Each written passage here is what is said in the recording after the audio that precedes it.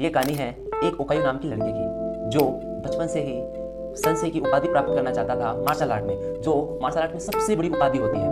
वह यह बात अपने माता पिता से कहता है और उसके माता पिता जो सबसे बड़ा स्कूल या अकेडमी होती है जहाँ पर मार्शल आर्ट सिखाए जाते हैं उसे लेकर जाने के लिए तैयार हो जाते हैं। एक दिन जब वह उसे लेकर जा रहे होते हैं उस अकेडमी में एडमिशन के लिए, तभी उकायू का एक्सीडेंट हो जाता है और उकायू का जो दायां हाथ होता है वो कट जाता है, जिसके कारण उसे काफी पीड़ा होती है।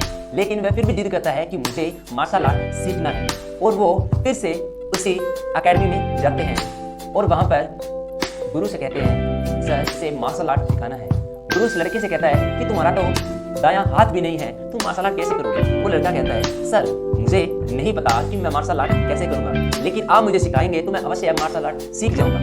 तो गुरु कहता है ठीक है मैं तुम्हें सिखाऊंगा। तो वो अगले दिन से शुरू करता है। अगले दिन गुरु से कहता है कि तुम बस एक किक की प्रैक्टिस करो। उसे किक की प्रैक्टिस करके बाकी बच्चों पर ध्यान देता है, उसे केवल कहता है तुम किक की प्रैक्टिस करो। वह पूरा दिन किक की प्रैक्टिस करता है। अगले दिन आता है, वो फिर कहता है कि तुम किक की प्रैक्टिस करो। वह गुरु से कहता है सर आप बाकी सबको अलग प्रैक्टिस करा रहे हो, मुझे केवल एक ही की प्रैक्टिस करा रहे हो। तो गुरु कहते हैं कि मेरी बात पर विश्वास करो, मैं तुम्हें कहता हूँ वो करो। एक महीने तक लगातार उकायू उसी किक की प्रैक्टिस करता रहता है। वह फिर गुरु से कहता है सर आप बाकी सब बच्चों को अलग अलग प्रैक्टिस करा रहे हो, मुझे केवल एक ही किक की प्रैक्टिस कराए जा रहे हो। तो गुरु कहता है कि मेरी बात कर विश्वास करो, मैंने तुम्हें पहले भी कहा था अगर दोबारा कभी मुझसे इस बारे में चर्चा की तो मैं तुम्हें स्कूल से निकाल दूंगा। तो वह फिर कभी नहीं कहता और 8 सालों तक केवल एक किक की प्रैक्टिस करता है।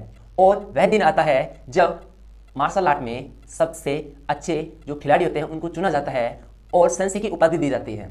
तो उसमें उकायू को भी बुलाया जाता है।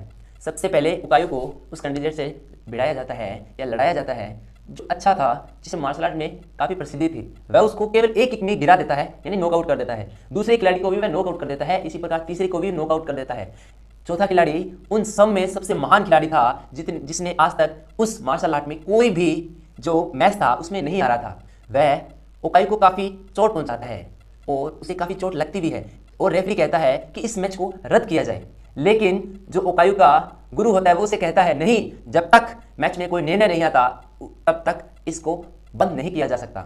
और उकायू से कहता है उठो और इस पर वार करो। और वह नजर चुकाते ही उस पर उसी टांग से वार करता है जिस टांग की उसने प्रैक्टिस की थी और वह भी नॉकआउट हो जाता है और वो उन सब में सबसे महान खिलाड़ी और सेंसेई की उपाधि प्राप्त करता है जिसे वह पूरी जिंदगी में चाहता था, जिसका वो सपना था। और मैच खत्म होने के बाद वह अपने गुरु से पूछता है सर आपने मुझे केवल 1 लाख की प्रैक्टिस कराई और मैं उसमें सफल रहा, इसका क्या कारण था?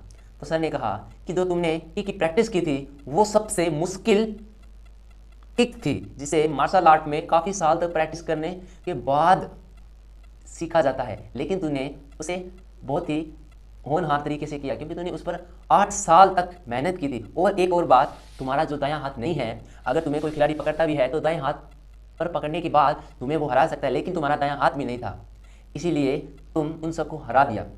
और सबसे बड़ी बात, तुमने जो मेहनत की थी उसका वो फल भी है। और उकायू कहता है कि अगर हमें ज़िंदगी में कोई एक अच्छा ट्रेनर मिल जाए, एक अच्छा गुरु मिल जाए, तो चाहे हमें लाख कमियां हो उससे वो दूर करके हमारी कमज़ोरी को ही हमारी ताकत बना देता है। और यही थी एक उकायू की कहानी जिसका एक हाथ कटने के बावजूद भी उसने सेंसेई की उपाधि प्राप्त की। Thank you so very much.